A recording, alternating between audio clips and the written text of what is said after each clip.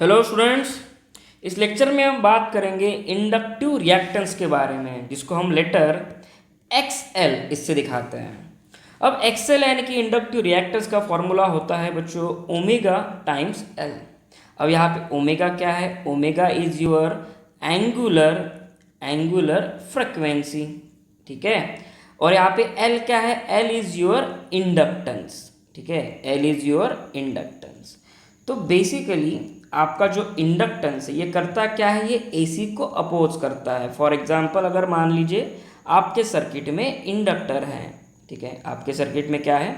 एक इंडक्टर है, ये इंडक्टर का सिंबल है और इसे मैं प्योर AC सप्लाई देता हूँ, ठीक है। This is my AC supply और ये इंडक्टर है L। तो आपका ये जो इंडक्टर है ये अल्टरनेटिंग करंट को अपोज करता है। तो उस अपोजिशन का जो रिएक्टेंस है दैट इज इंडक्टिव रिएक्टेंस, उसे हम क्या कहते हैं? Inductive reactance. जैसे कि रेजिस्टेंस करंट को अपोज करता है, उसी तरीके से इंडक्टर भी अपोज करता है और उस अपोजिशन के पॉइंट को या अपोजिशन के फिनोमिना को कहते हैं इंडक्टिव रिएक्टेंस। तो यहाँ पे एक्सेल का जो फॉर्मूला है हमारा, यहाँ पे मैं एक चीज़ क्लियर कर दूँ, XL is omega times L, ठीक है।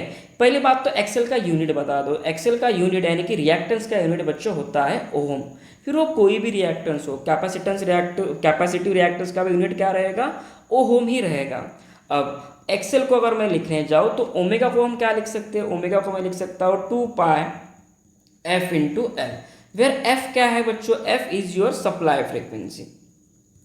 जो भी AC आप सप्लाई करोगे उसकी जो भी फ्रिक्वेंसी रहेंगी, दिस इज सप्लाई फ्रिक्वेंसी। अब अगर मैं DC को कंपेयर करूं AC के साथ, तो DC की फ्रिक्वेंसी कितनी होती है बच्चों? DC की फ्रिक्वेंसी होती है 0। अब AC की फ्रिक्वेंसी, तो AC की frequency is not equals to 0। कितनी है वो तो मुझे नहीं पता। वो तो हम अगर मान लीजिए घर का सप्लाई अगर लेते हैं तो 50 हर्ट्ज होता है जनरल वैल्यूज, लेकिन अगर अदर देन 50 हर्ट्ज भी हो सकता है। तो इसलिए मैं यहाँ पे लिखता हूँ नॉट इक्वल्स टू 0। अगर मैं DC में जो फ्रिक्वेंसी है उसकी 0 वैल्यू यहाँ पे डाल दूँ तो आपका इंडक्टिव रिएक्टेंस फॉर DC हो जाएगा, यहाँ पे F की वैल्यू अगर मैं 0 डाल दूँ तो 0, यानी कि आपका इंडक्टेंस जो है उसका इंडक्टिव रिएक्टेंस DC सप्लाई के लिए होता है 0 और AC सप्लाई के लिए होता है कितना? 2 पाई F इंटू L। यानी कि DC के लिए आपका इंडक्टर शॉर्ट सर्किट की तरह बिहेव करता है। क्या कहा मैंने? DC के लिए आपका इंडक्टर किस प्रकार से बिहेव करता है? शॉर्ट सर्किट की तरह बिहेव करता है, शॉर्ट सर्किट की तरह बिहेव करता है। यानी कि उसका जो रेजिस्टेंस है या रिएक्टेंस है वो ऑलमोस्ट कितना हो जाता है? 0। अगर रिएक्टेंस ही 0 हो गया तो वो अपोज कर पाएगा क्या? नहीं, उसका अपोजिशन पूरा खत्म ही हो जाएगा।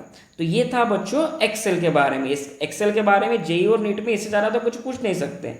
एक ही फॉर्मूला है, डिफरेंट फ्रिक्वेंसीज पे एक्सेल हम निकाल सकते हैं अगर आपको L दिया हो तो, ठीक है। चलो आगे बढ़ते हैं।